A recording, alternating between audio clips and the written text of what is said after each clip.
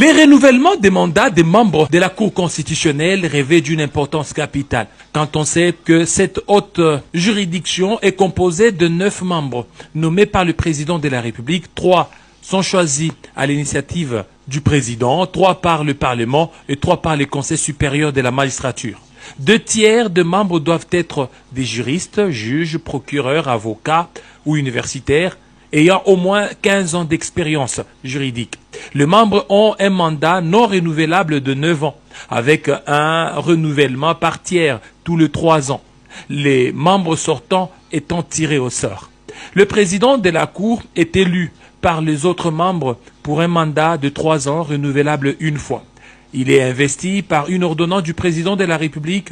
Une élection pour le président de la Cour est prévue du 20 au 22 juin 2025. L'actuel président est Dieudonné Kamuleta et président du Conseil supérieur de la magistrature. Son mandat de 3 ans arrive à son terme et une élection pour le poste de président est prévue pour ce même mois. Il est éligible pour un second et dernier mandat, comme le permettent les règlements de la Cour constitutionnelle.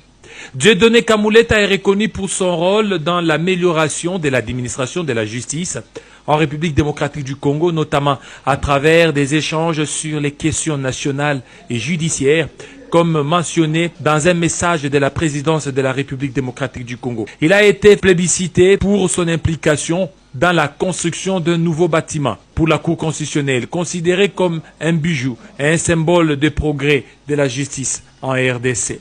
En 2023, Dieudonné Kamuleta a affirmé l'engagement de la Cour à traiter les contentieux électoraux dans le respect des lois du pays, renforçant ainsi son rôle dans la légitimité des processus électoraux. En février 2023, Dieudonné Kamuleta a accueilli la 15e session du bureau exécutif de la conférence des juridictions constitutionnelles africaines à Kinshasa, démontrant son influence dans les réseaux judiciaires régionaux.